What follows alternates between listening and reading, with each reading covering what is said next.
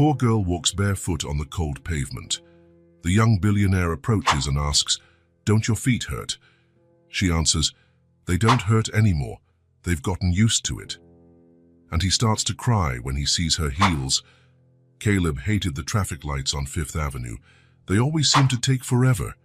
45 seconds that felt like an eternity inside his silver Audi, with the air conditioning on full blast and jazz on the radio. He drummed his fingers on the leather steering wheel and glanced at the clock, 6:37 p.m. The sky was glowing orange as the sun disappeared behind the buildings. His life ran on an impeccable routine. Meetings at 9, lunch at noon, phone calls at 2 noon, then returning to his empty apartment, where a glass of whiskey waited for him. 28 years old, heir to a fortune he couldn't spend in 3 lifetimes, and nothing to do but watch the second hand tick by. When the light turned green, he didn't hit the gas right away. Something on the opposite sidewalk had caught his eye. A girl, she couldn't have been older than 10, was crossing the street hand in hand with a dog so skinny that its ribs were visible even from that distance. She had no shoes on. Horns blared behind him. Caleb reflexively pressed the accelerator, but his eyes stayed on the rearview mirror. The girl had dark, tangled hair and a faded dress that looked 2 sizes too big for her thin frame. The dog limped slightly, trailing after her like a faithful shadow. That image stuck in his mind as he drove through the familiar streets. In his world, children wore private school uniforms and held hands with uniformed nannies. They didn't cross busy avenues barefoot, accompanied by nothing but skeletal dogs. Without thinking twice, Caleb made a U-turn at the first chance. Something about that scene was pulling him back. Traffic was worse now, and by the time he got back to the place where he'd seen the girl, almost 20 minutes had passed. He parked haphazardly, ignoring the no-stopping sign and the parking attendant offering to watch the car. "Did you see a little girl?" he asked an older woman arranging fruit at an improvised stand. "Barefoot, with a skinny dog." The woman eyed him with suspicion. "Lots of kids pass by here, sir." Caleb walked down the sidewalk, looking into alleys and store entrances. He felt ridiculous in his $3,000 Italian suit, asking around about a homeless girl. Some people looked away, others watched him warily. A hot dog vendor only shrugged. Just as he was about to give up, he spotted her sitting by the entrance of a closed shop, about 100 yards away. He approached slowly, hoping not to startle her. The dog, lying at her side, lifted its head and let out a low growl. "It's all right," Caleb said, stopping a few steps away. "I just wanted to see if you're okay." The girl looked up. Her brown eyes were huge in her thin face. She showed no fear, only a calculated caution, as though she'd already learned to size up strangers out of necessity. "I'm fine," she said in a husky voice, as though she rarely used it. "Where are your shoes?" Caleb asked, noticing how small and dirty her feet were. A nearly imperceptible smile tugged at the corner of her mouth. "I don't need them anymore. My feet don't hurt anymore." The simplicity of that statement hit him like a punch. Caleb knew pain, the pain of losing his parents too soon, of feeling empty even while having everything. But he'd never known the pain of bare feet on hot pavement, a pain that eventually went numb. "I could buy you some shoes," he offered, immediately feeling foolish. The girl didn't respond. She just petted the dog's head, which had stopped growling but kept its eyes fixed on Caleb. "What's your name?" he tried again. "Ellie." She hesitated. "And he's Max." "Do you have somewhere to stay, Ellie?" The question lingered for a few seconds. In the background, horns blared and people hurried by, oblivious to the scene, 2 worlds colliding on a grimy sidewalk. "We always have somewhere," she finally answered, getting to her feet. The dog followed her lead. "Come on, Max." Before Caleb could say anything else, she was already walking away, melting into the crowd. The dog limped faithfully after her. Caleb stood there, watching until they disappeared. On his way back to his car, he felt a strange sensation in his chest. It wasn't pity. It was something deeper, like waking from a long sleep. The people around him seemed different now. The buildings, shops, and expensive cars all felt blanketed in unreality. When he got into the Audi and turned on the engine, the silence inside suffocated him. He switched off the air conditioning and rolled the window down. The city's noise flooded in, alive and real. "My feet don't hurt anymore." The girl's words echoed in his mind, the adaptation to pain, the acceptance of suffering as a normal part of life. While he'd spent his days numb, awash in sterile comfort, that child had somehow found a strange peace in her hardship. Caleb drove aimlessly for the next few hours. For the first time in years, his penthouse apartment no longer felt like somewhere he wanted to return to. The memory of Ellie and Max crossing the street had cracked something inside him, like a pane of glass that, though intact, would never be the same after its first fracture. When he finally parked in his building's garage, it was past midnight. The doorman greeted him with his usual formality, but Caleb hardly noticed. His once methodical and predictable world now seemed out of alignment. He knew, with inexplicable certainty, that he would go back to that street, that he had to find Ellie again, not out of pity or charity, but because, for a few moments, through his car window, he'd caught a glimpse of something true. Caleb returned the next day. He parked his car in the same spot, checked his watch, 6:30 p.m., the same time he'd seen her before. He waited 1 hour, 2 hours, no sign of Ellie or Max. He came back the next day and the next and the one after that, each day arriving earlier and leaving later. The image of the barefoot girl and her skinny dog refused to leave his mind.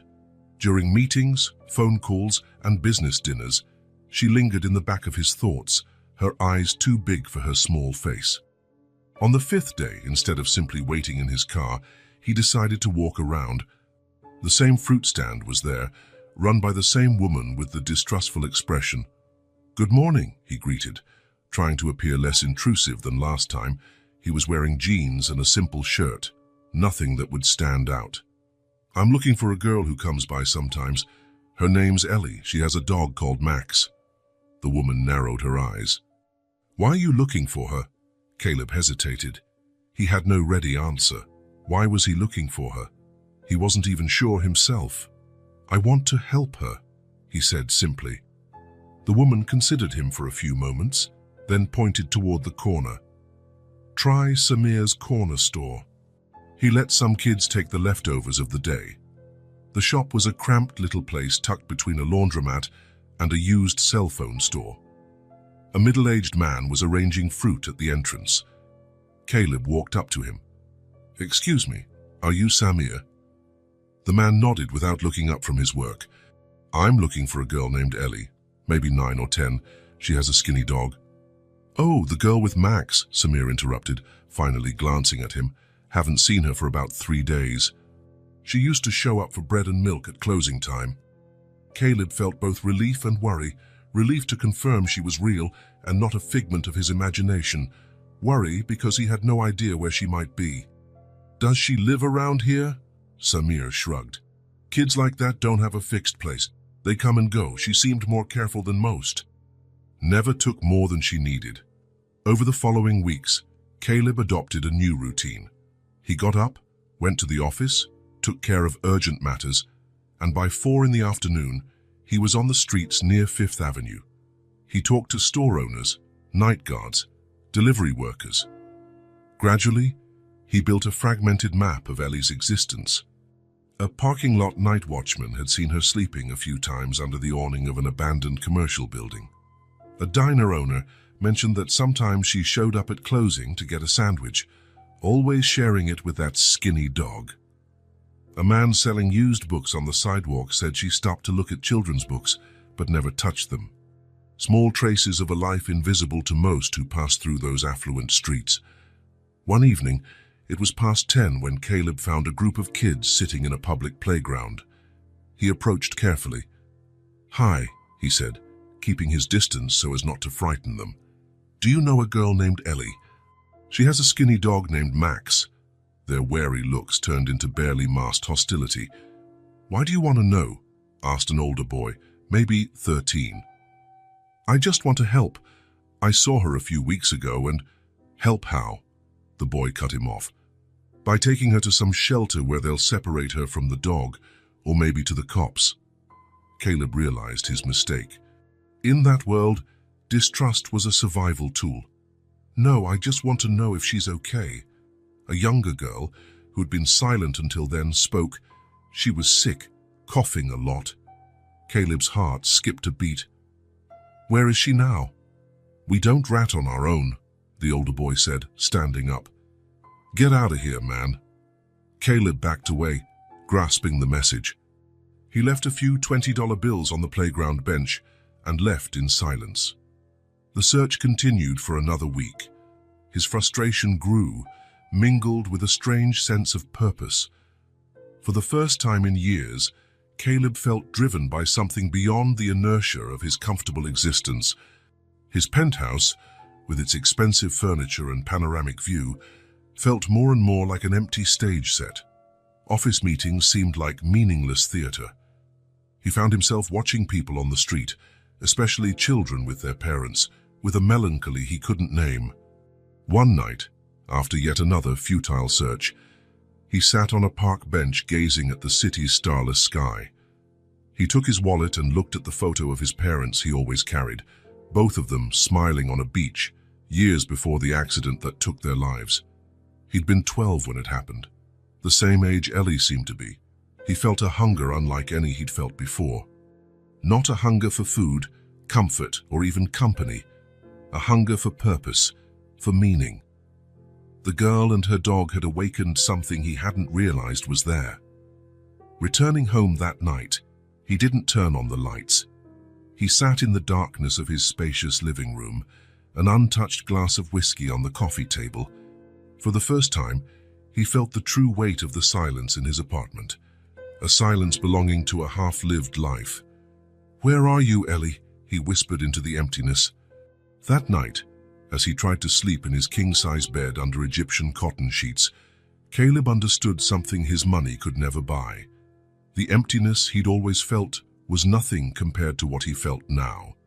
Knowing that somewhere in that same city, a girl named Ellie and a dog named Max were struggling to get through another day. And that realization, painful as it was, felt like the most real thing he'd felt in a very long time. It had been raining for 3 days straight. Caleb drove slowly, windshield wipers at maximum speed to handle the downpour. The streets were less crowded than usual, with people taking shelter wherever they could. It had been nearly a month since he first saw Ellie. His searches had become more spaced out, not from disinterest, but from the growing feeling that she might have left, changed areas, or worse, been taken somewhere. The uncertainty gnawed at him. That afternoon, with no pressing office matters, he decided to broaden his search.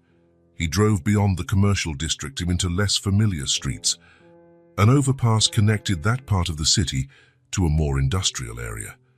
Caleb slowed as he passed under the massive concrete structure. He parked and stayed in the car for a few minutes, watching the rain and the few pedestrians braving the downpour. The space under the overpass had become an improvised shelter for a handful of people. Caleb could see silhouettes shifting in the gloom. Something caught his eye, a familiar movement. Grabbing the umbrella from the back seat, he stepped into the rain. The sound of it drumming on the concrete formed a kind of acoustic curtain. He moved carefully among puddles and accumulated trash, and then he saw her. Ellie was sitting on a stack of cardboard, Max at her side. Her hair looked even more tangled than before, and her clothes were visibly dirty. She held a piece of bread, carefully splitting it into 2 portions, giving the bigger piece to the dog. Caleb's heart quickened. He stood there for a second, unsure how to approach. He didn't want to scare her, but he couldn't simply lurk and stare. He decided to act normal. He approached slowly, making enough noise so she would notice him before he got too close. Max was the first to see him. The dog raised his head, ears alert, but did not growl.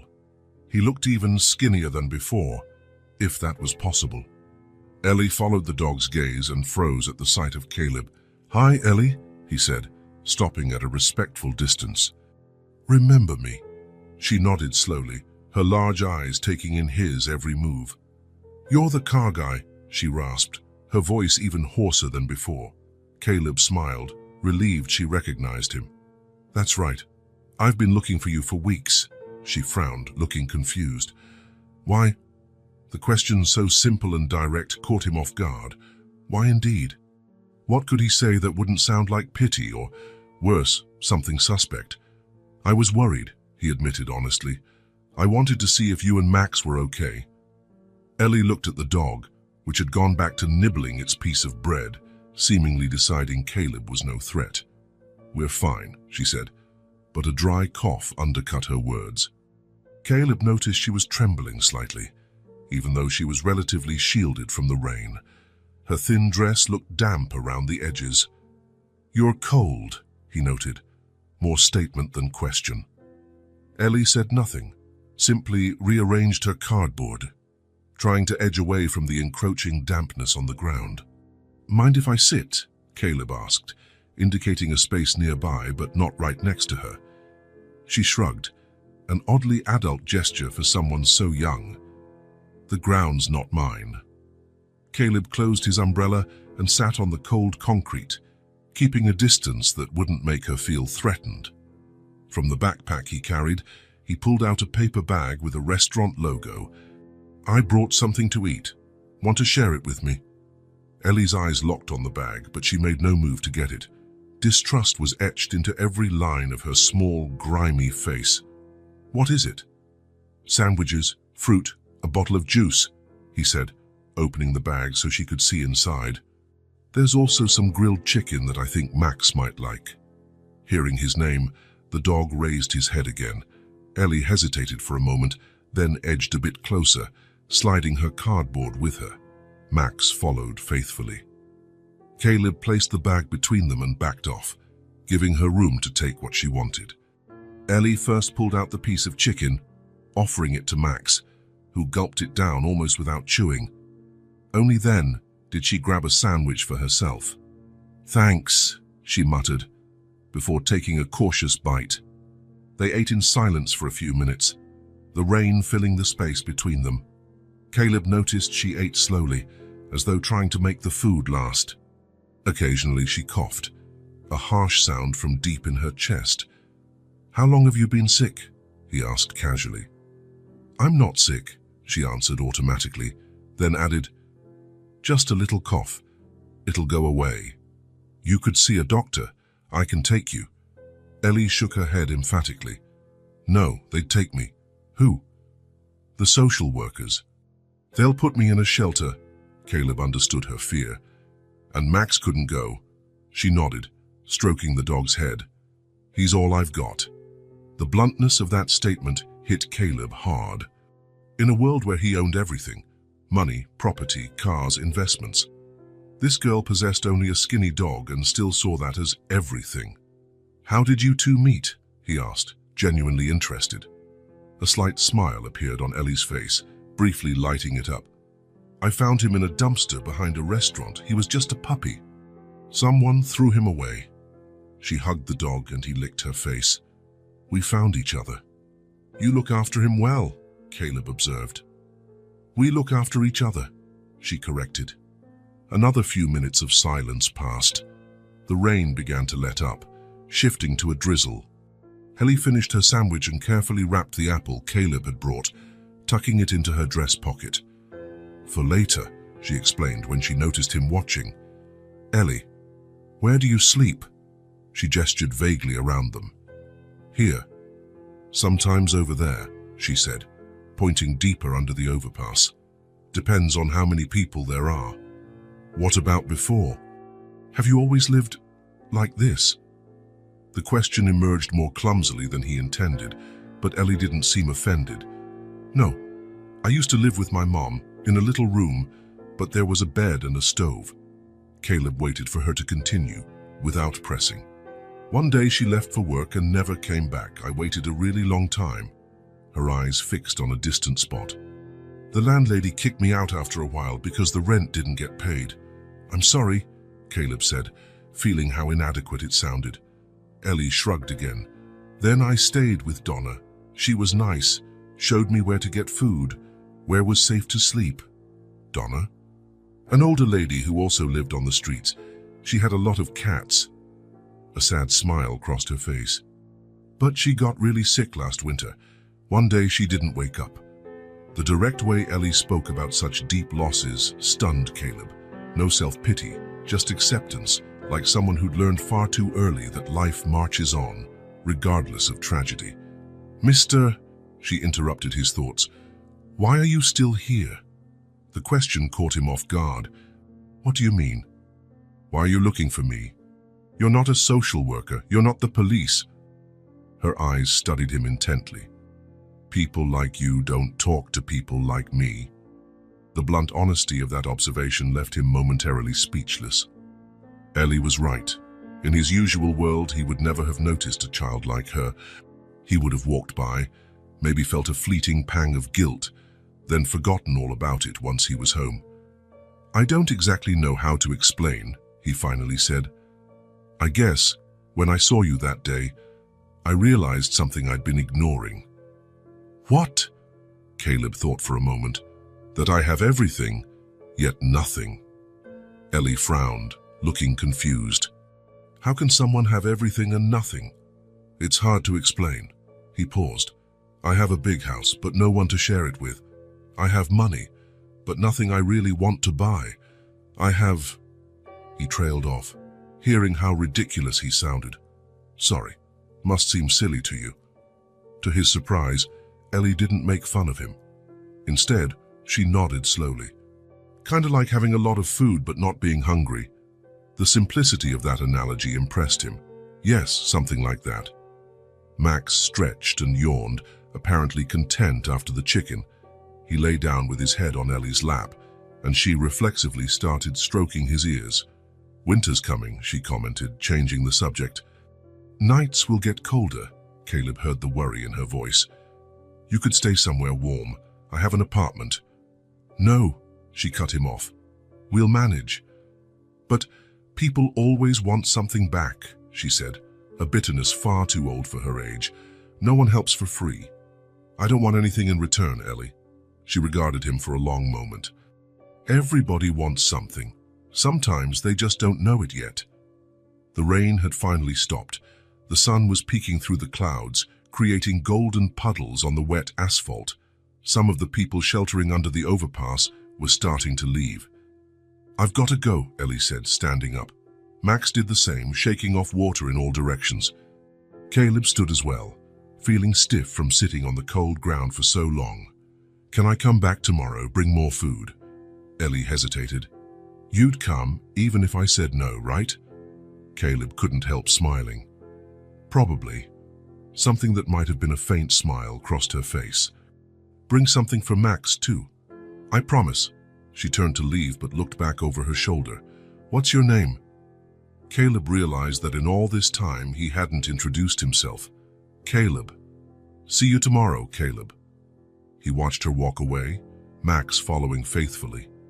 The image of the two of them shrinking against the city skyline, a slight girl and a skinny dog side by side, as if they were the only two creatures in the world, stirred something in him.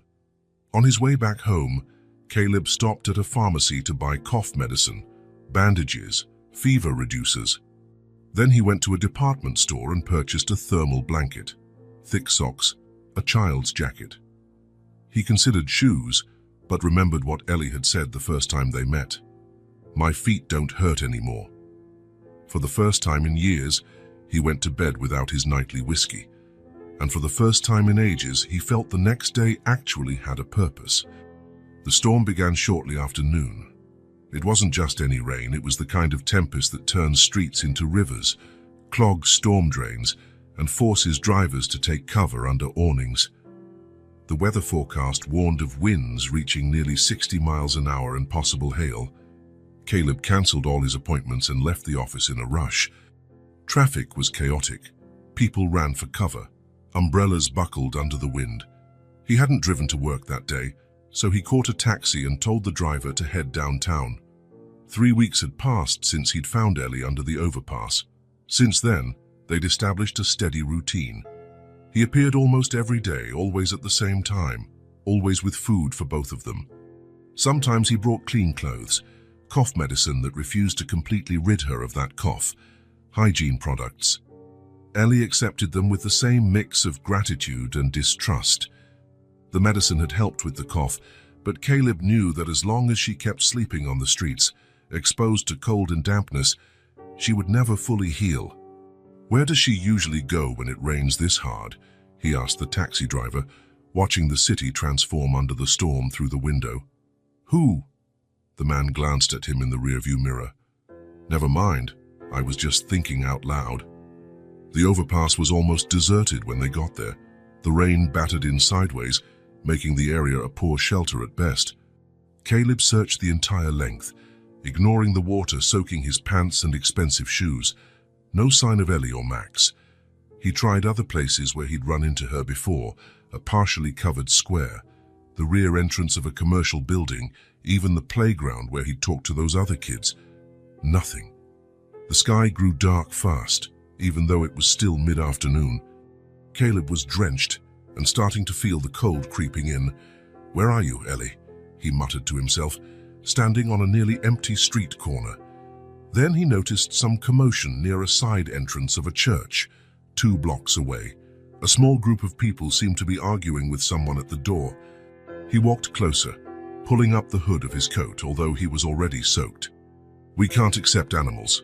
It's the rule," said a man standing in the church doorway, wearing a yellow rain poncho. "The shelter stays open during the storm, but dogs need to go to the municipal kennel." "Please," said a voice he recognized immediately, even muffled by the rain. "He'll be real quiet.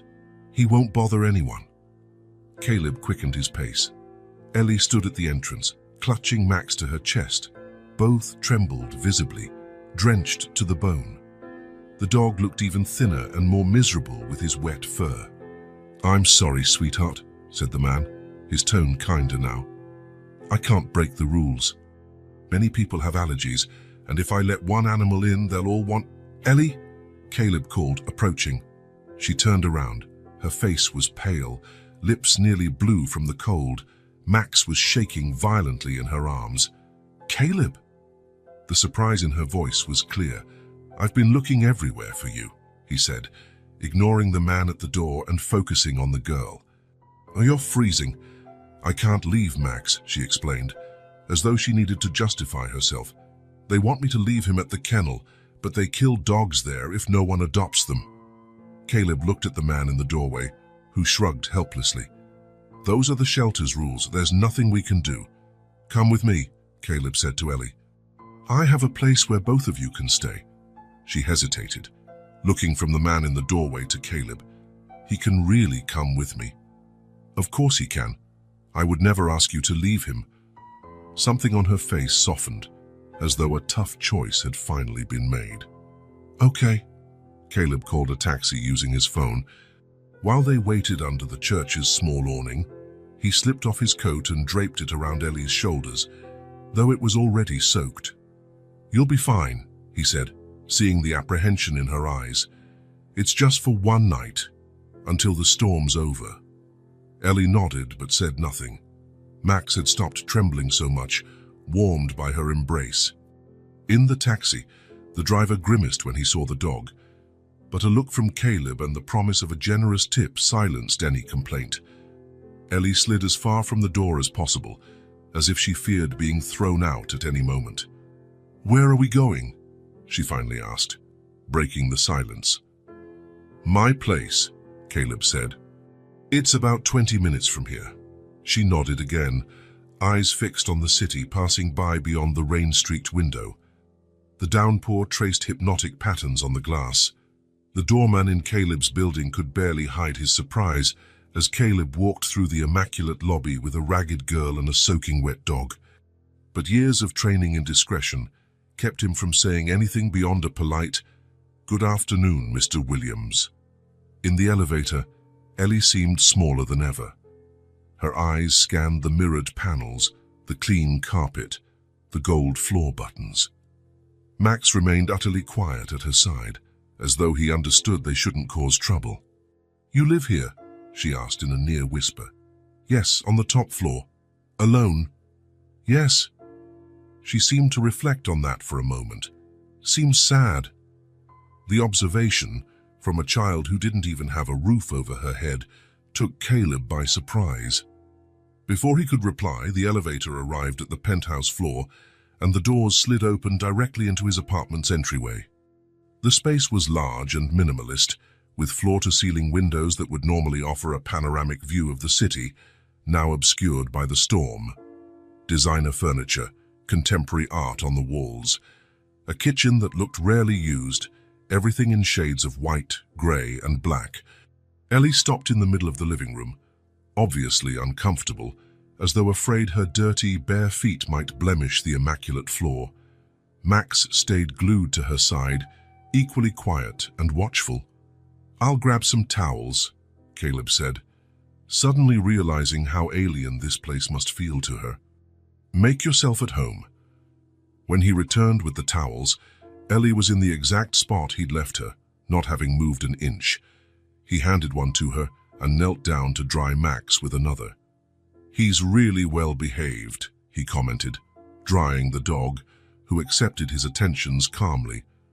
"He knows when he has to be," Ellie said, hesitantly drying her hair. "I don't want to bother you." "You're not bothering me," Caleb smiled. "Honestly, I think this place needed a bit more life." After drying them as best he could, Caleb showed Ellie the guest room.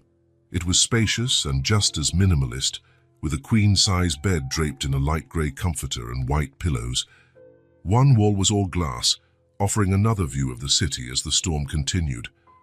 "You can stay in here," he said.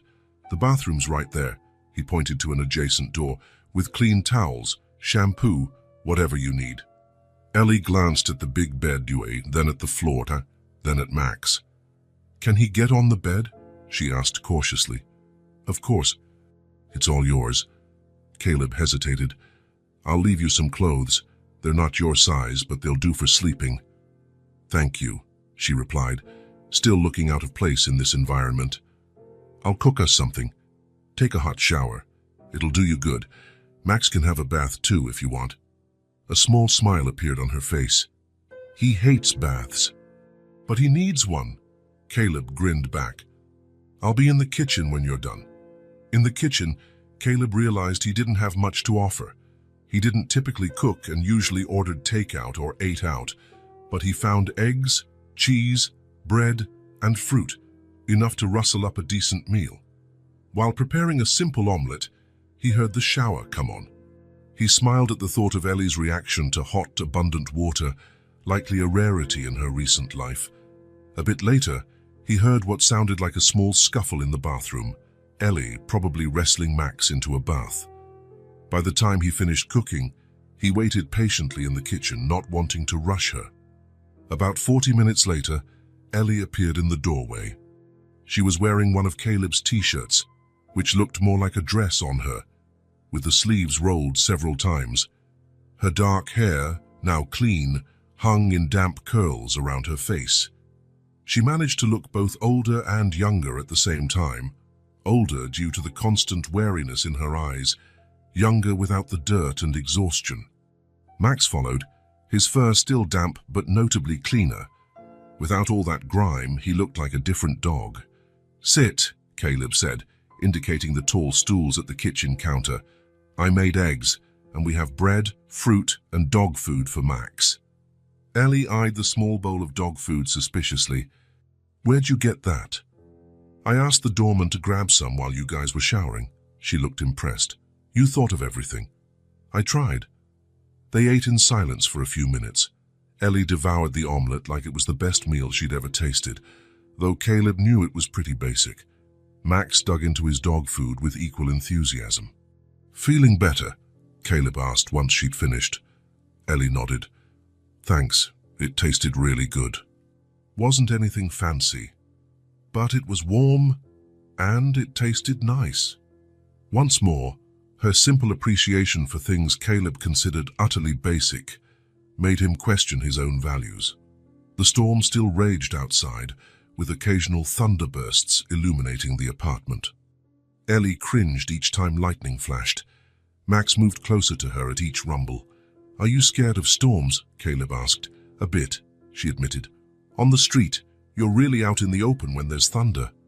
"You're safe here," he assured her. "This building has lightning rods." "It's perfectly secure." She looked through the window, watching the flashes split the dark sky. "It's pretty when it's not drenching us." After dinner, Caleb showed her how the TV worked, the sound system, the lighting controls. Ellie took it all in with a mix of fascination and mistrust, as if she suspected some hidden catch in these luxuries. "Watch anything you like. I'll be in my office," Caleb said, pointing to a door down the hall. "Call me if you need anything." Ellie nodded, gingerly sitting on the edge of the couch, as though she feared sinking into it. Max lay by her feet, apparently exhausted by the day's events. Hours later, when Caleb left his office, he found Ellie asleep on the floor beside the bed in the guest room, wrapped in one of the blankets, with Max curled up against her. The bed sat untouched, perfectly made. Something about that scene, the child who preferred the floor to an unfamiliar bed, the dog ever at her side, moved Caleb deeply. He grabbed another blanket and draped it over her, careful not to wake her. Max opened one eye, registered who it was, then went back to sleep. Caleb slept poorly that night. Ellie's presence in his home changed everything, making the questions about his own life sharper. How could he have so much and still feel so empty, while she, having nothing but a skinny dog, possessed an inner strength he'd never encountered before? The next morning, the storm had ended. Sunlight streamed through the windows, creating bright patches on the floor. Caleb found Ellie already awake, sitting on the floor of her room, petting Max. She looked up as he entered. "Morning," she said, with a shyness she hadn't shown before. "Morning, did you sleep well?" She nodded. "I didn't have a nightmare. Been a while." Breakfast was more cheerful than the previous night's dinner. Ellie seemed less tense, though still cautious. She took to the pancakes Caleb ordered by delivery with enthusiasm, and even smiled when he put aside a small portion on another plate for Max. "The rain's stopped," she observed, looking out the window. "Yes," Caleb acknowledged, understanding the implication. She might return to the streets. "Thanks for letting us stay. You could stay longer," he blurted out before thinking. Not just today, but for a while. Ellie eyed him, her mistrust returning. Why? A fair question. Why would a man who barely knew her offer her a place to stay? "Because I worry about you two. Because nobody should have to sleep on the street, especially a kid. And because," he hesitated, "I think we might need each other."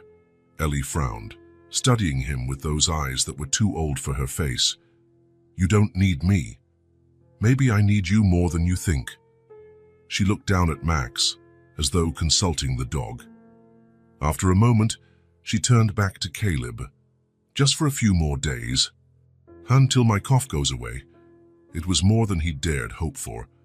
"Deal, I'll set up the guest room better for you. We can buy some clothes that actually fit." "And stuff for Max?" "Sure. A bed, some toys, whatever he needs." A small smile lighted her features in a way Caleb hadn't yet seen.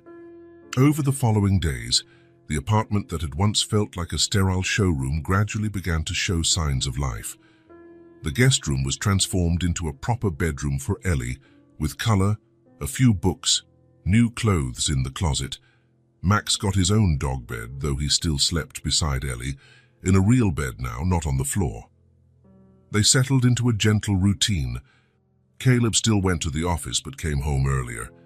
Ellie watched TV, read the picture books he brought, and slowly allowed herself to explore the apartment. At night, they had dinner together, now home-cooked meals, which Caleb learned to make by watching online tutorials. Ellie's cough improved quickly with proper medication, regular meals, and sleeping in a warm bed. The perpetual tension in her face started to ease.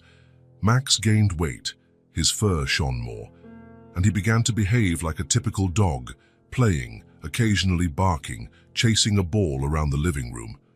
Caleb watched this transformation with an emotion he couldn't name. It wasn't quite fatherhood. He felt it was too soon for that. It was more like admiration. Ellie's resilience, her ability to adapt without losing the wary edge that had kept her alive on the streets, demonstrated a remarkable strength of character. Sometimes, he caught himself observing her as she played with Max, or watched an animal documentary with total concentration. He never forced closeness or tried to intrude, respecting her space and her pace. And in return, he saw her gradually lower her defenses. One evening, as Caleb was reading on the sofa, Ellie came over and sat next to him.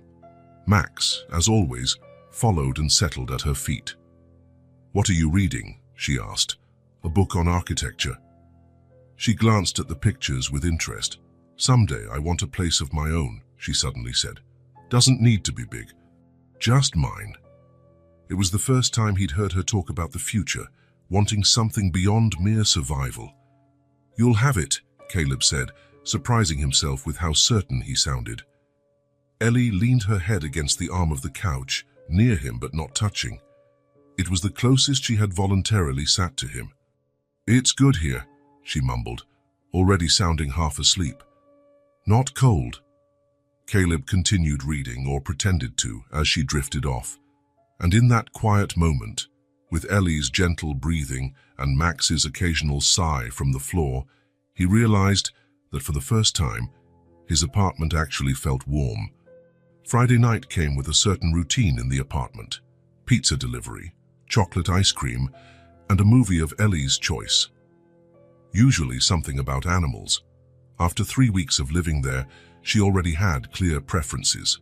She hated olives on pizza, loved nature documentaries, and always gave Max the last bit of dessert, which he accepted politely. Caleb was surprised by how easily they had established a rhythm.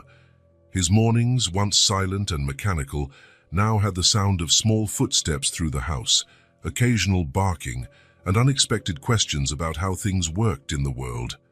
His once impersonal show-home apartment now bore the marks of life: a drawing on the fridge door, a dog leash hanging by the entrance, children's shoes, which Ellie only wore indoors, neatly lined up in the foyer. That evening, they sat on the sofa with a nearly empty pizza box between them, watching a whale documentary. Ellie, fascinated, kept her eyes glued to the screen as massive creatures glided through the water in surprisingly graceful movements for their size. "They sing to find each other," Ellie commented during a particularly beautiful scene. "Like they're missing each other." Caleb looked at her, impressed by the observation. "That's true. They communicate that way. My mom used to sing to me," Ellie said suddenly, her eyes still on the screen. It was the first time she had spontaneously mentioned her mother. Caleb felt his heart quicken. He tried to keep his tone steady, not wanting to push or scare her off. "Really? What did she sing?" Ellie shrugged, stroking Max, who was dozing beside her on the couch. "I don't know the name. It was something about birds." A small smile curved her lips.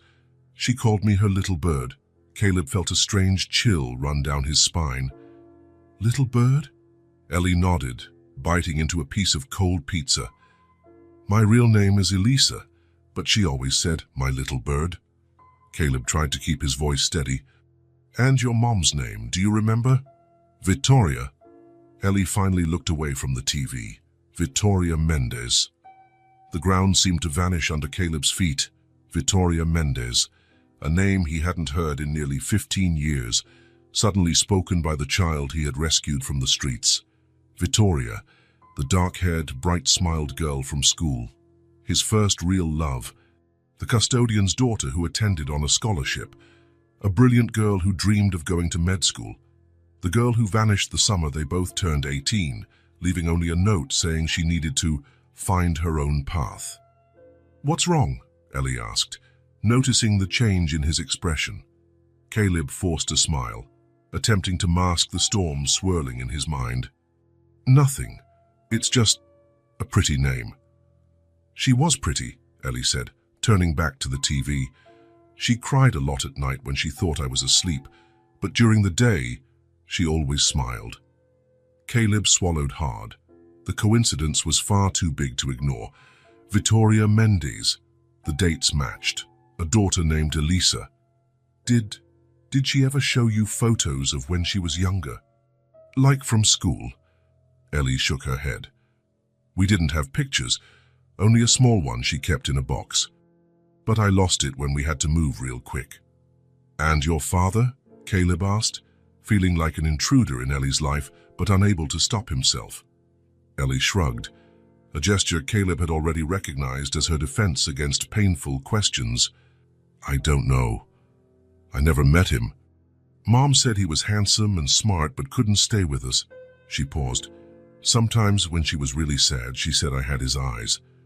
Caleb felt like someone had punched him in the gut. The eyes. Those same eyes that had seemed vaguely familiar from the start. Without thinking, he brought his hand to his face, touching just under his own eyes. Ellie, Look! A baby whale, she exclaimed, pointing at the screen. Entirely absorbed again in the documentary, as though that brief window into her memories had closed. Caleb backed off. Now wasn't the moment. He had to process what this meant. He needed certainty before telling her anything. But his mind was already calculating. Ellie was about 9 years old. Vittoria had disappeared almost 15 years ago.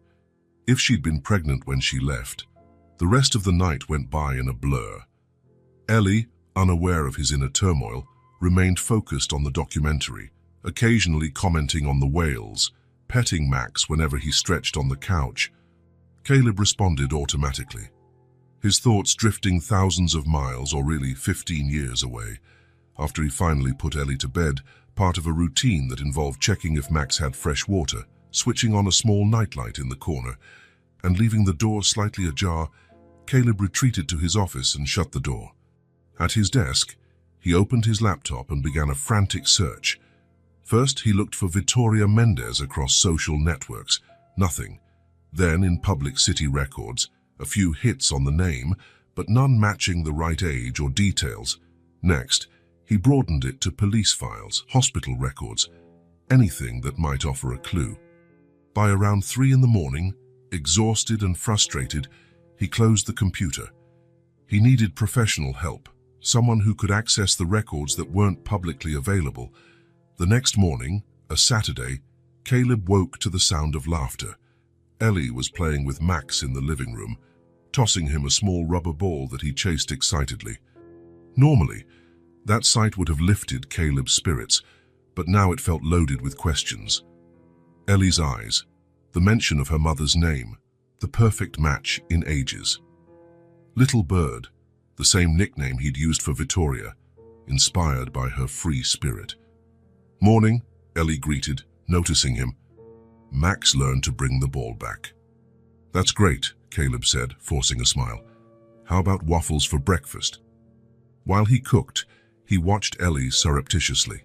Now that the possibility had taken root, he couldn't stop looking for resemblances. Her facial shape, certain mannerisms, the little frown when concentrating. I need to go out for a bit today, he said as they ate. Work stuff. On a Saturday, Ellie asked, stuffing a big piece of waffle into her mouth. Unfortunately, yes. I won't be long, though. Mrs. Martinez will stay with you. Mrs. Martinez was the housekeeper who came 3 days a week. A 60-year-old Puerto Rican grandmother with 5 grandkids, she had quickly adopted Ellie as an extra granddaughter. Ellie loved her company, especially since the woman always had some sweet treat hidden in her bag. After breakfast, Caleb showered and dressed more casually than usual. Jeans, t-shirt, sneakers. He didn't want to look like an executive for where he was going. I'll be back soon, he told Ellie, who was busy helping Mrs. Martinez fold sheets. Behave. I always behave, she said, with a small smile that dimpled her cheeks, dimples like Vittoria's. Caleb left the building and took a taxi to the area where he'd first found Ellie. It was a sunny Saturday, and the streets were busier than on weekdays. Families out strolling, street vendors, musicians. A different world from nighttime, when the same streets turned into makeshift dormitories for the homeless. He first checked the overpass, almost unrecognizable in the daylight. He found 2 men sitting by a pillar, sharing from a paper bag. "Excuse me," he approached cautiously. "I'm looking for someone named Marla. I think she knew my friend, Vittoria." The men looked at him with suspicion. "Don't know any Vittoria," one said, "but maybe Marla," the other added. "Grey hair, dark skin, in her 50s. Caleb nodded, though he had no idea if that truly described Marla. The man pointed eastward. "She usually hangs around the Methodist church. She's got a cart full of stuff. You can't miss her." Caleb thanked them and went in the direction indicated. The church was an old red brick building with a small side yard where a few people sat on worn-out benches. In one corner, near a tree, stood a shopping cart overflowing with plastic bags, clothes, and various items. Sitting on a bench beside it was a woman who matched the description. Curly grey hair tied in a colorful scarf, dark skin showing signs of age, somewhere around the stated age.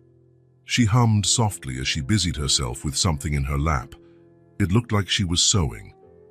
"Excuse me," Caleb said, walking closer. "Are you Marla?" She looked up. Despite the tough circumstances, there was a dignity in her gaze, a clarity that surprised Caleb. "Depends who's asking," she said, with a soft accent he couldn't place. "My name's Caleb. I'm looking for information about someone named Vittoria Mendez." The woman narrowed her eyes, studying him. "Why?" Caleb hesitated, having not rehearsed a better approach. "She was my friend, a long time ago. Now I'm taking care of her daughter, Ellie, and I'm trying to figure out what happened." "Ellie?" Marla's face softened. "Little Elisa. Is she all right?" Caleb's heart sped up. So she really did know Ellie. "Yes. She's safe with me. I found her on the streets a few weeks ago." Marla patted the bench beside her. "Sit." "This story needs to be told sitting down," Caleb complied, still keeping some distance. "You knew Vittoria?" Marla nodded, her eyes taking on a distant gleam. "I did. She was a pretty girl, far too polite for street life. You could see it. She wasn't born for that." She sighed. "I met her when Elisa was around 4. Vittoria was sick, always coughing. I had a shack at the time and let them stay there for a while." "What happened to her?" Caleb's voice came out weaker than he intended. Marla shook her head slowly. "Life on the streets wears down even the strongest, son. And Vittoria wasn't strong. She had a frail body, and her mind suffered too. Some days she'd just stare at nothing, not talking to anyone, not even the girl. Did she talk about her past, where she came from? Sometimes, when she drank a bit, talked about a good school she'd gone to, about a boy she loved." Marla shrugged. "A lot of people talk about their past when they drink. Not all of it's true." "So what happened to her?" Caleb pressed, his heart pounding so hard he feared Marla could hear it. Marla's gaze grew more distant. "One day she went out looking for work, left Elisa with me, said she had an interview. Maybe they'd get a better place to live." She paused. "She never came back. She abandoned Ellie." Marla's eyes hardened. "Vittoria loved that girl more than anything. If she didn't return, it was because she couldn't." Her voice grew softer. "A few months later, I heard about a woman found dead by the river. The description matched, but I was never sure." Caleb felt something icy creeping down his spine. "And Ellie? What happened to her then?" "I took care of her for nearly a year. Then I got really sick myself and ended up in the hospital. When I got out, I couldn't find her." Marla wiped away a lone tear. "I searched high and low. People told me she was with a woman named Donna, but I never found that Donna." "She was," Caleb confirmed. "Ellie told me about Donna. She died last winter." Marla made a small sign of the cross. "May God keep her." Taking care of a child on the streets is no simple task. They sat in silence for a moment. The church bells began to chime for noon. Children ran about the yard, oblivious to the conversation about lost and found lives happening just yards away. "So, who are you, really?" Marla asked suddenly. "Why are you looking for answers now?" Caleb hesitated. But there was a certain dignity about Marla that demanded honesty. I met Vittoria when we were teenagers. I think I might be Ellie's father. Marla studied him for a long moment, her wise eyes examining his face. Those eyes, she said at last. The girl has yours. Caleb swallowed hard. Vittoria never mentioned my name. Not to me. She only said the girl's father was someone she loved a lot, but they couldn't be together. He came from another world. The social gap between them had been a chasm back then. Vittoria, the custodian's daughter. Caleb, the heir to a fortune. Why didn't she ever come to me? He asked, the question slipping out before he could stop it. Marla gave a sad smile. Pride, fear, shame, who knows? People on the streets leave parts of themselves behind, like old clothes that don't fit anymore. Maybe she left behind the part of her that believed she deserved help. Caleb felt a tightness in his throat. Vittoria, brilliant, proud Vittoria, reduced to the barest survival on the streets with a small child. His child, potentially. Do you think she could still be alive? He asked, a foolish spark of hope flickering. Marla's eyes filled with profound sadness. Son, in this life, I've learned anything is possible, but I've also learned not to feed hopes that only bring more pain. She placed her calloused hands over Caleb's. If you're looking after Elisa, keep doing it. Be for her what Vittoria couldn't. Caleb nodded, unable to speak. Can I help you in any way? He finally asked. Marla smiled. You're already helping, looking after that girl, but if you can bring her to see me sometime, I'd be grateful. Of course, Caleb promised, and if you need anything. I know where the church is, Marla finished, smiling understandingly. Now go, that girl needs you. Caleb got to his feet, feeling both lighter and heavier. He took out his wallet and handed Marla a few large bills, which she accepted with a gracious nod. On the taxi ride back, the city blurred past the window. He saw it with new eyes. Somewhere in those streets, Vittoria had struggled, suffered, maybe died. Somewhere, Ellie had survived day after day until their paths crossed. When the taxi pulled up outside his building, Caleb stayed sitting a moment, trying to sort out his thoughts, readying himself to face Ellie with what he had learned. How would he tell her? When would be the right time? Should he do a DNA test first to be absolutely sure? And what if she rejected him? The doorman opened the taxi door, snapping him out of his thoughts. Everything all right, Mr. Williams? Caleb nodded automatically and got out. In the mirrored lobby of the luxury building, he saw his own reflection. For the first time, he looked into his eyes, searching for what he'd seen in Ellie's, and he found it. The elevator carried him silently back up to the apartment, where a girl who might be his daughter was waiting, unaware that the long-forgotten name of her mother had just changed everything. The law office waiting room oozed authority and discretion, dark wood paneling, leather armchairs, and a hush so profound it was broken only by the muted clicking of the receptionist's keyboard. Caleb glanced at his watch for the third time in 5 minutes. Richard Dawson, his personal lawyer for over a decade, was never late. The fact that Caleb had been waiting 15 minutes meant something important. At last, the inner door opened, and Richard appeared, holding a folder and wearing the expression Caleb knew well, the expression of someone who'd found something significant, but not necessarily good. Sorry for the delay, Caleb, he said, extending his hand. I was confirming a few things over the phone. Caleb shook the lawyer's hand and followed him into the private office, even more austere than the waiting room. No personal photos or decorative items, only framed diplomas and walls of legal texts. Did you find anything? Caleb asked the moment the door closed behind them. Richard gestured for him to sit and took his place behind his meticulously organized desk. Yes. Opening the folder in his hand, he continued, It confirms your suspicions. Caleb's heart pounded. It had been 2 weeks since he'd met Marla and learned the truth about Vittoria. 2 weeks of sleepless nights, watching Ellie with new eyes, silently seeking any proof that the girl now living under his roof was truly his daughter. "Here," Richard said, sliding a document across the desk. "It's the police report. A woman was hit by a bus about 5 years ago. No ID was found, so she was initially listed as Jane Doe number 27 for that year." Caleb took the document with trembling hands.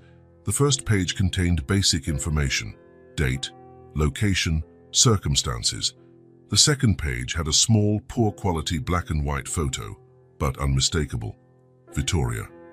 Even with the changes wrought by time and hardship, he recognized her immediately. Her eye shape, the gentle curve of her jaw. She was thinner, with dark circles under her eyes. But it was her. "Are you absolutely certain?" he asked, voice almost a whisper. Richard nodded gravely. "Fingerprints were taken back then. We compared them with the old-school records. They're a perfect match." Caleb closed his eyes for a moment, trying to absorb the impact of that confirmation. Victoria was dead, had died alone, unidentified, buried as a pauper. Meanwhile, he'd lived in his penthouse, accumulating more money than he could spend in a lifetime. How did it happen?" he finally asked. Richard consulted his notes. "Witnesses said she was running across the street, apparently chasing a bus that was pulling away. Another bus was coming from the opposite direction. The driver didn't have time to brake."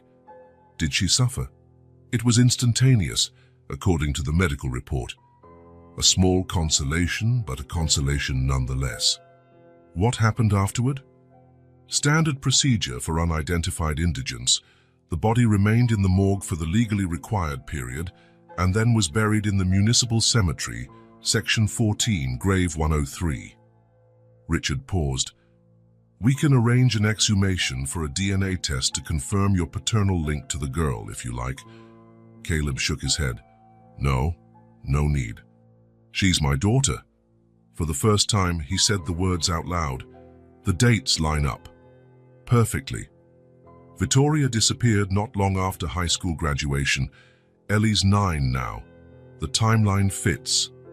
A heavy silence hung in the air. Richard, normally reserved and professional, looked genuinely moved. "What do you plan to do now?" he eventually asked. Caleb lifted his gaze from the document. "I've already started the adoption process. I want it to be official, legal, airtight. No one will ever separate us again." "And what about telling her the truth?" The question that had weighed on him for 2 weeks. How do you explain to a child who's lost everything that you're her biological father? That you could have altered her fate if you just searched for Victoria when she vanished? That you might have spared her years of suffering and abandonment? "I'll tell her. Today." Richard nodded, acknowledging the decision. "Should I prepare any documentation or—" "No," Caleb interrupted. "This is something I have to do alone. Just a father talking to his daughter." Leaving the office, Caleb carried a folder containing proof of Victoria's death and a copy of her school records, complete with her photo at 17, the last official image before she vanished. 2 women who never reconnected. The bright 17-year-old student and the unnamed indigent struck by a bus on a busy street. On his way home, he asked the driver to stop at a florist's shop. He bought a small pot of violets, Victoria's favorite flowers, which she used to call small but brave.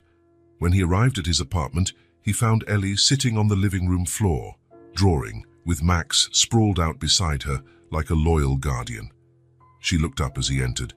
"Hey," she greeted him, flashing a smile that now struck him as a distant echo of Victoria's.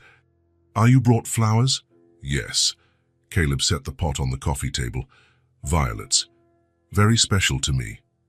Ellie studied the small purple blooms curiously. "They're pretty. They look so perfect they seem fake." "Ellie, we need to talk about something important." Caleb sat on the sofa, close to her. "Remember telling me about your mom, Victoria?" She nodded, suddenly serious.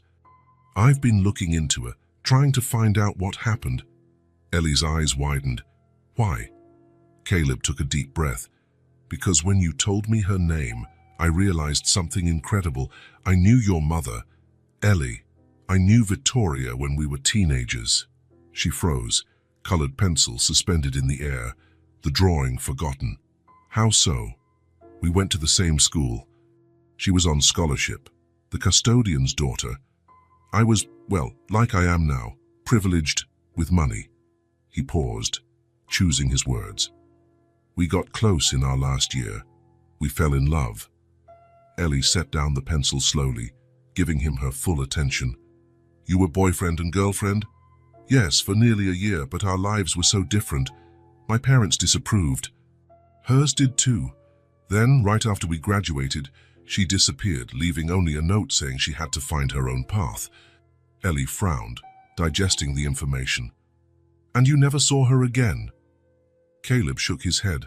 No. I should have looked harder, should have tried more. But I was young and foolish, and I assumed maybe she truly didn't want to see me. So why are you telling me now? This was it. Caleb felt his throat go dry. Because I believe I'm your father, Ellie. The silence that followed felt almost tangible.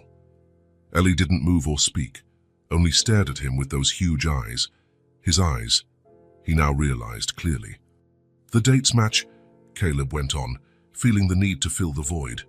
Victoria vanished, and you were born about 9 months later. And there are similarities. Your eyes, some of your expressions. Ellie stayed silent. Max, sensing the tension, moved closer and rested his head on her lap. Automatically, she began petting him. I'm not absolutely sure without a DNA test, Caleb continued, but in my heart I know. More silence. Finally, a question. Did she tell you about me? When she left? That question caught him off guard. He'd prepared for anger, confusion, even tears. Not that straightforward, almost grown-up query. No, she didn't say she was pregnant. Maybe she didn't know yet. Or maybe she didn't want you to know, Ellie suggested, with a shrewdness that sometimes startled him. Maybe, he conceded, thinking how that, too, tormented him. Maybe she thought I wouldn't be a good father, or that my family would cause problems. Ellie nodded slowly, as if it made sense. So now, what does it change? The starkness of her question struck a chord in him. For a child who'd lost so much, each change carried the weight of another possible abandonment.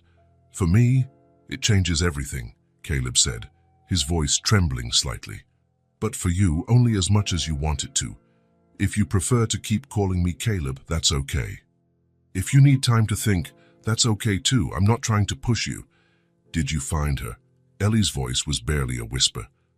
My mom? Caleb felt a stab in his chest.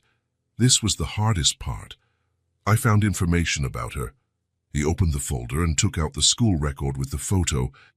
This was your mom when she was 17. He handed the photo to Ellie, whose trembling hands took it. In it, Victoria smiled, young and brimming with hope, her dark hair draped over her shoulders, the school uniform neat. She was so pretty, Ellie whispered, running a finger over the outline of her mother's face in the picture. She was, and smart, too. She wanted to study medicine, help people. Ellie kept looking at the photo for a long time. Then she raised her eyes to Caleb. So, what really happened to her? Caleb hesitated. He'd practiced different ways of telling her, but none felt right. Ellie, your mother died about 5 years ago. It was an accident. She was crossing a street and... His voice faltered again. Say it happened very fast. She didn't suffer. Ellie's face stayed blank, but a single tear rolled down her cheek. She didn't wipe it away, letting it fall onto the photo in her hands. I knew, she finally said. Not here, she pointed to her head, but here. She touched her chest. I knew she wasn't coming back. Caleb felt a lump form in his throat. He wanted to hug her, to console her, but he respected her space and her time to process this second wave of loss. I'm sorry, Ellie. I'm sorry I wasn't there for you two. If I had known... It wasn't your fault, she cut him off, with a maturity beyond her 9 years. My mum chose not to tell you, and then life got too hard. Caleb couldn't hold back his own tears. Even so, I should have looked harder, should have found you both. Ellie gazed at the photo again. She used to smile at me like that, before she got sad. She paused. In the end, she almost never smiled. The raw honesty of her observation captured all the weight of Vittoria's deterioration, from the hopeful teen in the photo to the broken woman surviving on the streets with a small child. She loved you very much, Ellie. Marla told me how hard she tried to protect you, to give you whatever she could. Who's Marla? A lady who looked after you both for a while. Tried to care for you after your mom went away. Ellie frowned, trying to remember. The cat lady. No, that was Donna. She concentrated. There was an older lady who sang. Gave me hot tea. Yes, probably her. She remembers you. She said we can visit her any time if you'd like. Ellie nodded slowly, then turned her gaze back to Caleb. If you're my dad, does that mean I stay here? Forever? If you want, yes. In fact, I've already started the legal adoption process, so nobody can take you away. What about Max? Even at a time like this, her main concern remained her dog. Max stays too, of course. You two are inseparable. A faint smile flickered around Ellie's mouth. Okay. Okay. Yes. I think... She hesitated. I think my mom would be glad we're together now. It was more than Caleb had hoped for. Acceptance. Not a wild burst of joy. Just a simple okay that meant far more than the word implied. He extended his hand, a cautious invitation. To his surprise, Ellie got up from the floor and sat beside him on the sofa. She didn't hug him, but let their arms touch. As always, Max hopped up as well, laying his head on her lap. Could we plant these violets in a garden sometime? Ellie asked, looking at the flowers. My mom liked flowers. She always stopped to look at them when we saw any. Absolutely. We can have an entire garden if you want, Caleb said, smiling through tears. They stayed like that for a long while, Caleb, Ellie and Max, side by side on the sofa, gazing at the little pot of violets. It wasn't an explosive reunion or a dramatic declaration of father-child love. It was something subtler, more genuine, an acknowledgement of a bond that had existed all along, even in their ignorance of it. Through their shared grief over losing Vittoria in different ways, they began forming a new understanding, a new family, forged not only by blood but by the mutual decision to stay together. And for the moment, that was enough. Richard Dawson's office looked exactly as it had before. Neat, austere, smelling faintly of old books and polished wood, yet Caleb felt different now. Richard picked up on the resolute look in his eyes immediately. Are the papers ready? Caleb asked bluntly as soon as he sat down. Richard opened a folder on the desk and nodded. Everything's here. Complete adoption paperwork. Since you have biological paternity confirmed, even without a formal DNA test, that speeds up the process considerably. He adjusted his glasses. Still, there'll be social worker visits, hearings. Doesn't matter. I'll do whatever it takes. Richard studied his client for a moment. He'd known Caleb for years, since Caleb had taken over the business after his parents' deaths. He'd watched him grow from an insecure young man into a competent businessman, but always with something missing, some emptiness no professional success could fill, until now. This is going to change your life completely, you realize, Richard observed. It already has, Caleb answered simply. He signed the documents one by one, reading each paragraph carefully.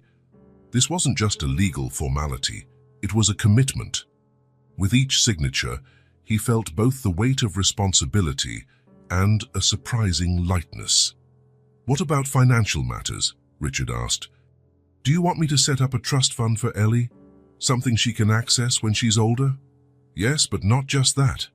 Caleb leaned back in the chair. I want to create a foundation, something that helps homeless kids, especially those who have pets. Places that accept both without splitting them up. Richard gave a faint smile, jotting down notes. In memory of Victoria. In her honor. And Ellie's and Max's, Caleb clarified, pausing. Also as a form of reparation, I guess, for all the years I wasn't there. The lawyer nodded, understanding. I'll prepare everything. When do you want to announce it? On Ellie's birthday, in 3 weeks. It'll be my gift to her, something to show her that her story matters and that it can help other kids. After leaving the office, Caleb didn't go straight home. He drove to the municipal cemetery, Section 14, Grave 103. The place was simple, no elaborate headstone, just a numbered marker. He knelt on the grass and placed a small pot of violets on the ground. I'm sorry, Victoria, he whispered, for everything, for not searching harder, for not being there when you needed me. He paused, feeling a gentle wind on his face. But I promise I'll look after our daughter. She's extraordinary, you know. Strong like you, smart like you. The silence of the cemetery felt oddly comforting, as though he could finally have a conversation that should have happened years ago. I'll tell her all about you. How brilliant you were. What you dreamed of. I don't want her to remember you just as a sad memory. I want her to know where her strength comes from. When he got back to the apartment, he found Ellie on the balcony, watching the sunset with Max at her side. Over the past few weeks, since she'd learned the truth of her parentage and about Victoria, a new sort of bond had formed between them. Not showy or sentimental, but solid, built on shared truths and small moments of mutual understanding. Hey, he said, joining her by the railing. How was your day? Ellie nodded. My art teacher said my drawing was the best in class. Caleb smiled. He'd enrolled her in a private school that had initially been reluctant to accept a student with such a spotty academic record. But after just a few weeks, the teachers saw the keen intelligence behind her shyness. May I see it? She pulled a folded sheet of paper from her pocket. It showed 3 figures, one bigger, one smaller, and one canine. Above them, in careful lettering, were the words, my family. Caleb felt a tightness in his chest. It's lovely, Ellie. It's not perfect. Max's head is a bit too big. I think it's exactly how it should be. They sat in silence for a few minutes, watching the sky shift colors. Max yawned and settled at Ellie's feet, seemingly content with his world. Ellie, Caleb began, choosing his words carefully. Remember how I told you about the paperwork to make us an official family? She nodded, suddenly alert. Well, I signed them today. They're adoption papers. It means that, legally, you'd be my daughter, he said, pausing. That is, if you want. Ellie frowned, though not in alarm. She seemed to be weighing things. Even though you're my real dad, Matt, you still have to adopt me. Yes, so that everyone knows it, not just us. So nobody can take you away. She took a moment to absorb that. Will it change anything? Day to day? Not necessarily. It just makes official what we already know. And my last name, will it change? Only if you want it to, Caleb said with a gentle smile. How you could be Elisa Mendez Williams. Keep your mother's name, too. Ellie nodded, as though that made sense to her. She glanced at Max, who'd lifted his head as if following the conversation. Mister, if I stay here, can Max stay too? The question came in a soft whisper. Caleb felt a wave of tenderness.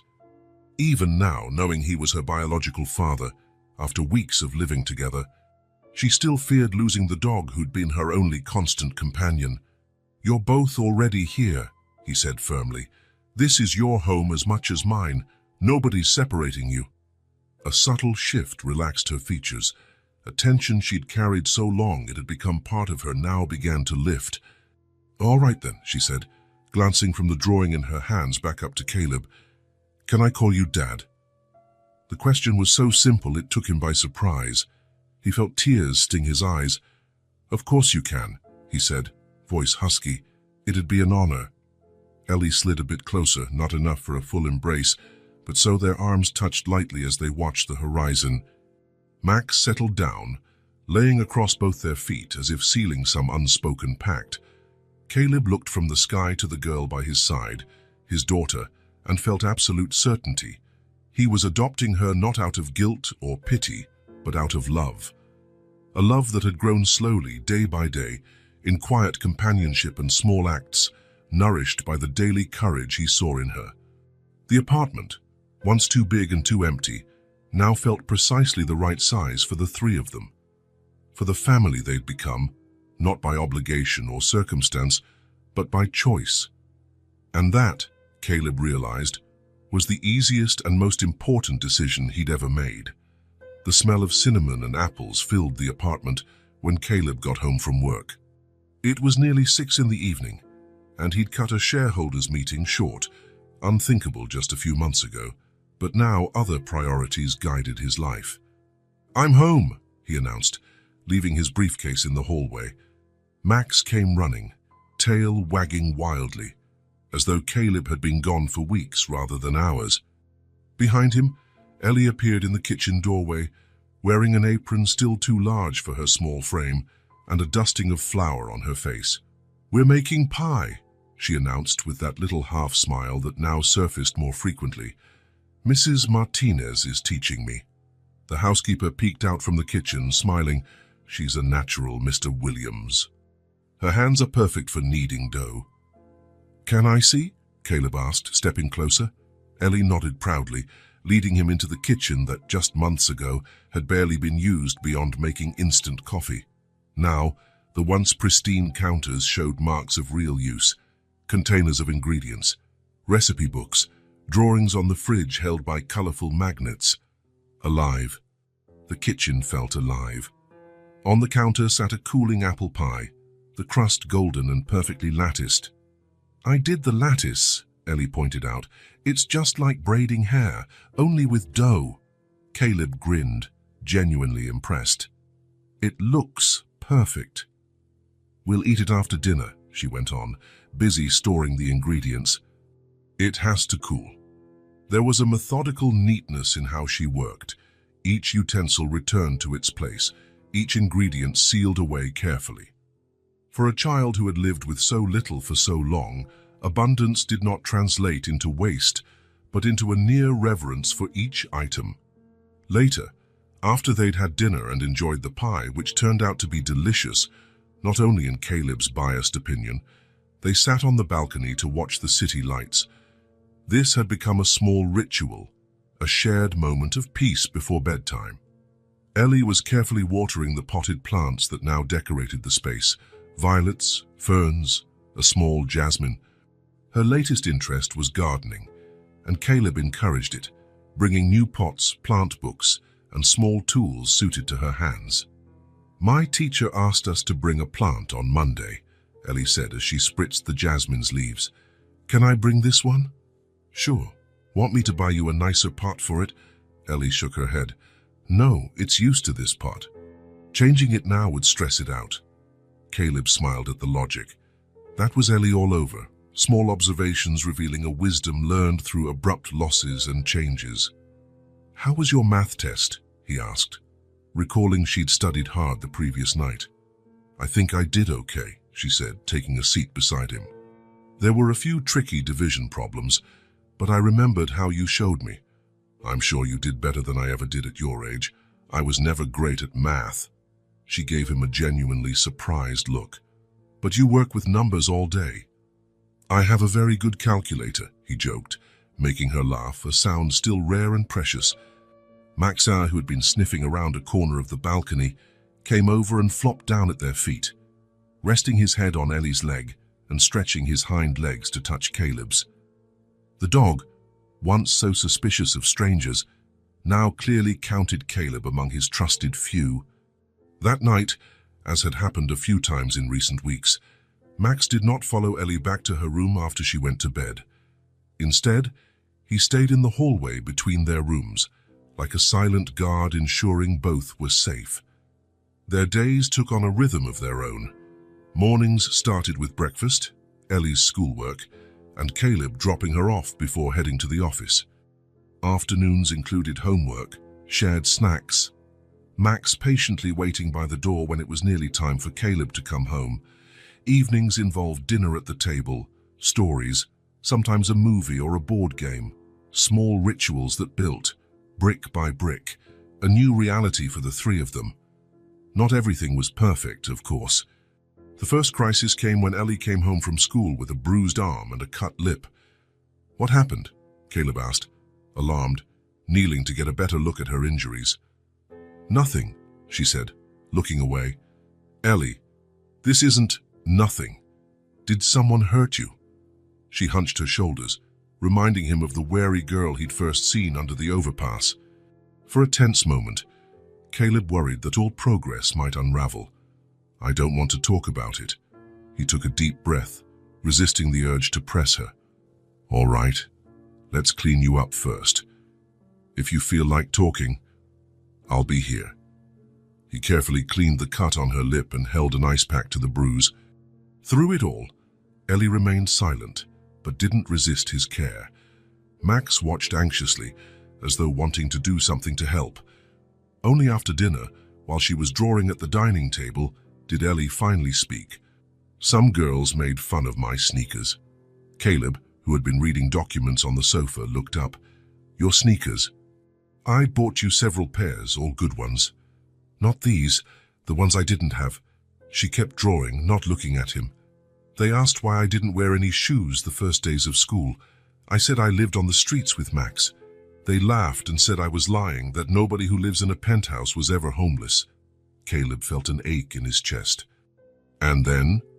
"I told them I wasn't lying. Melissa called me a liar. I pushed her. She pushed me back. I fell. Then we fought." There was a stark rawness in her telling. No melodrama or self-pity, just the facts in Ellie's usual direct way. Caleb closed his laptop and joined her at the table. "I'm sorry that happened. They were wrong to laugh at you. But I was also wrong to push her first," Ellie finished, surprising him with her self-awareness. "Yes, there are other ways to handle conflict," she nodded slowly. "On the street, you push first. Otherwise, you're the one who ends up on the ground." The brutal honesty in that statement shed more light on the world Ellie came from. A world where hesitating meant losing, and showing weakness could be dangerous. "I understand, but you're not on the street anymore, Ellie. You're safe here. You can try talking first." She considered that, pencil hovering over the paper. "And if that doesn't work? Then you find an adult, a teacher, or me. But you're not at school. I can show up if needed." He gently touched her arm, where a bruise was forming. "I'll always be by your side, no matter what." That night, Ellie had nightmares. Caleb awoke to muffled cries and ran to her room. She was sitting upright in bed, clinging to Max, trembling and sweaty. "It's okay," he whispered, sitting down beside her. "Just a bad dream." "We were on the street again," she mumbled through tears. "I couldn't find you." "I'm right here."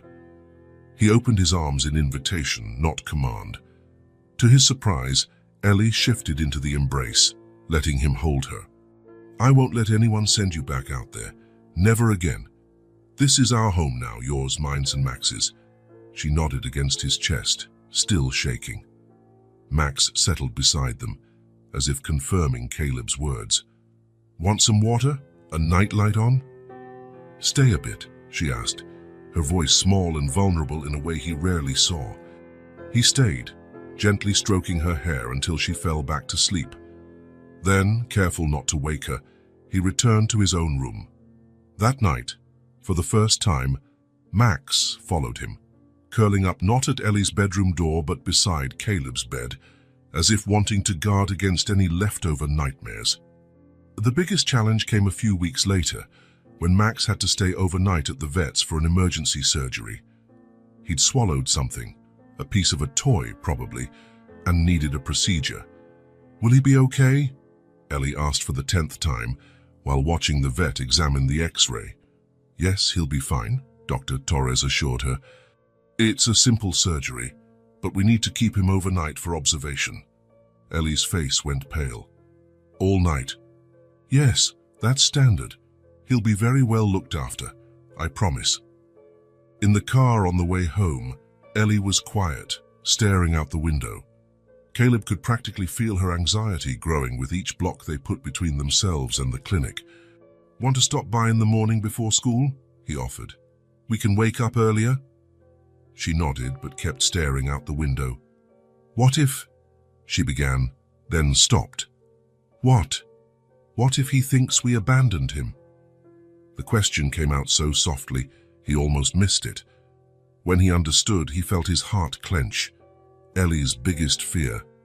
Abandonment. The repeating pattern that had marked her life. "Max knows we'll come back," he said firmly. "He trusts us just like we trust him." That night, Ellie resisted going to bed. She stayed in the living room, drawing, reading, inventing chores to keep herself busy.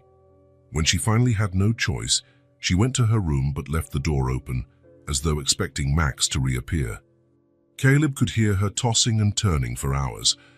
Finally, around midnight, he got up and went to her room. She was sitting on the bed, hugging her pillow. "I can't sleep," she admitted. "It's weird without him here." "Me too." Caleb sat on the edge of the bed. "You know, when I was a kid and couldn't sleep, my mom used to make hot chocolate." Ellie looked at him, intrigued despite her worry. "Do we have chocolate?" "We do. Want to try her recipe?" In the kitchen, Caleb prepared 2 mugs of rich, sweet, creamy hot chocolate.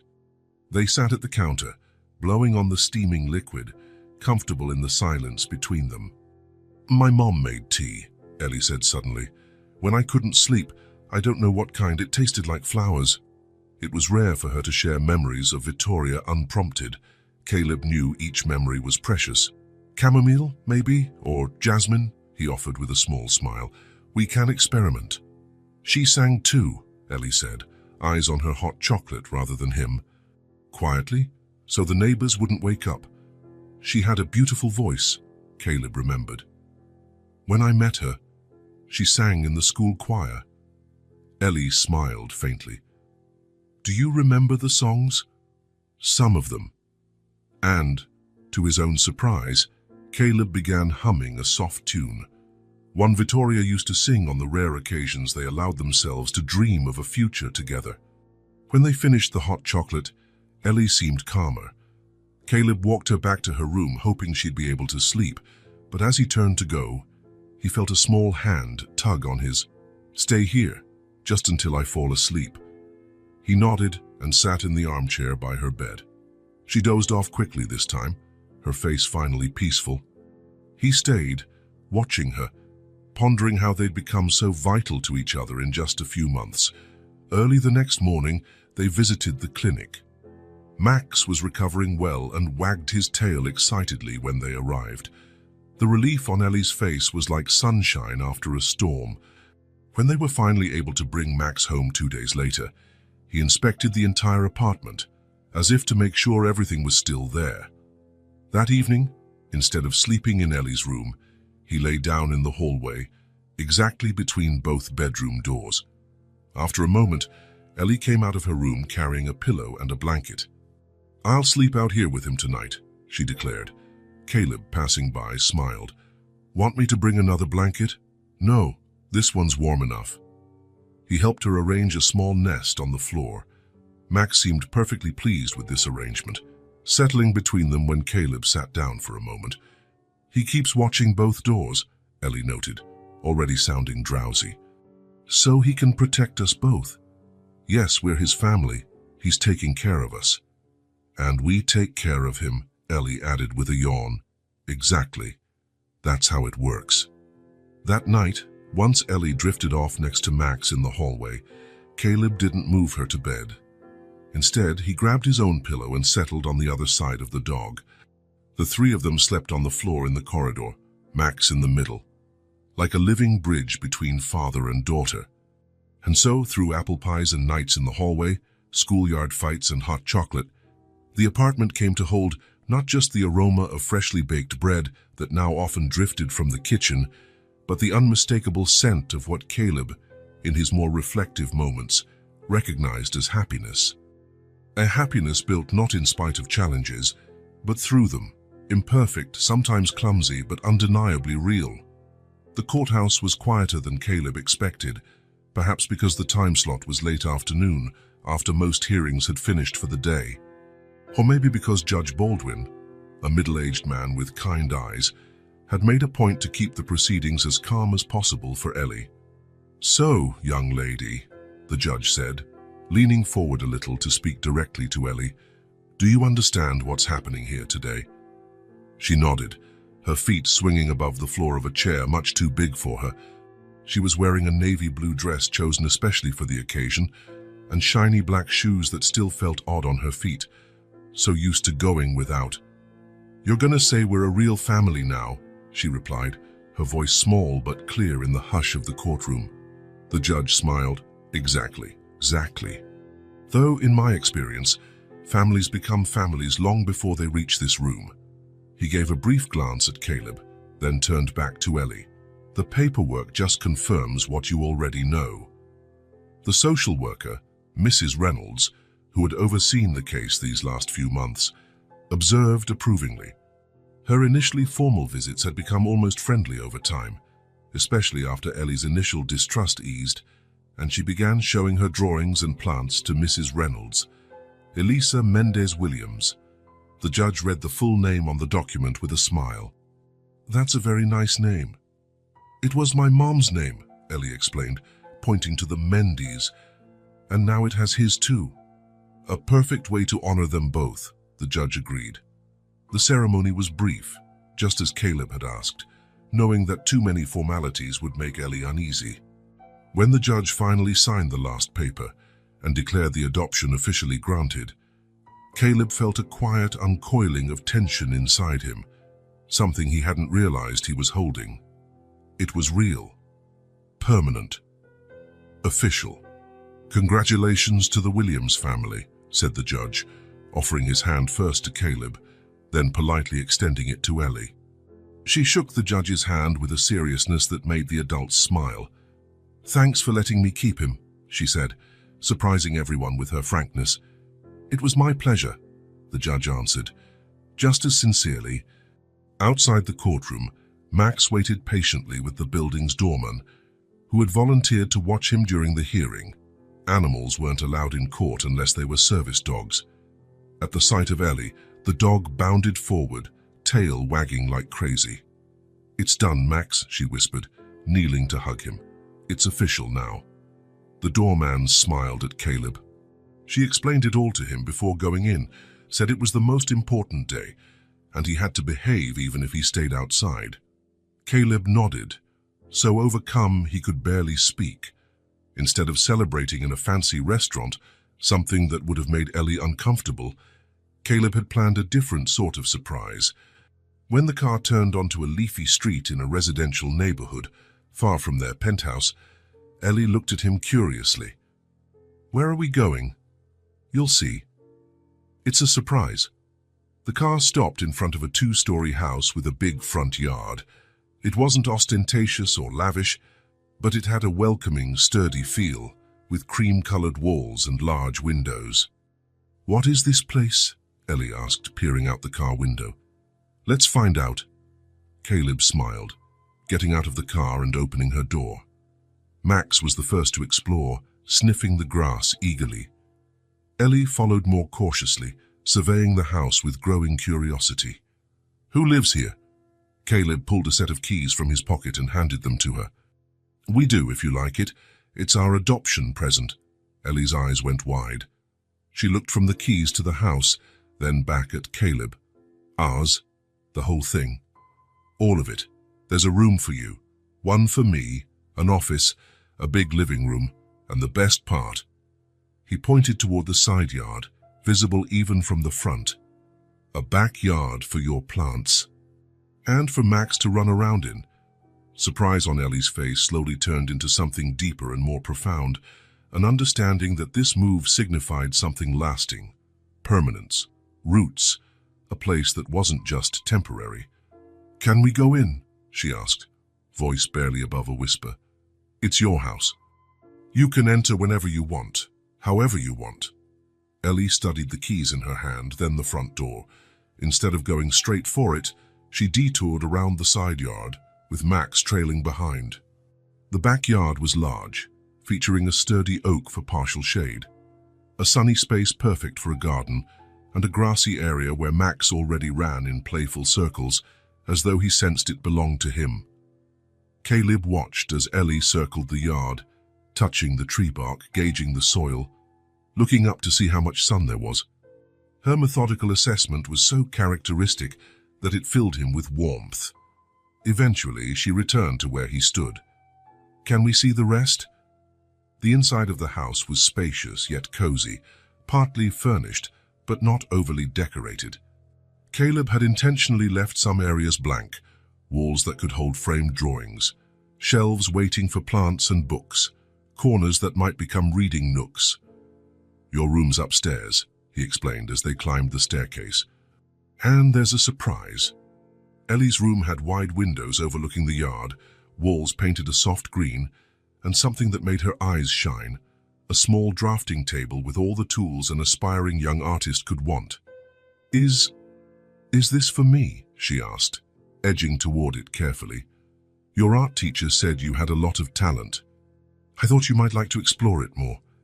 Ellie ran her hand over the table's smooth surface, then opened a drawer to find pencils, pens, watercolors, neatly arranged. "Thank you," she said simply, but the glow in her eyes spoke volumes. They explored the rest of the house together, with Max investigating every corner.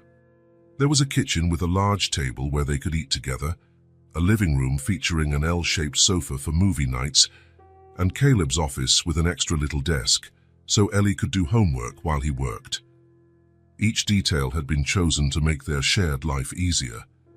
Back downstairs, Ellie asked if she could open her backpack. From it, she took out a rolled sheet of paper.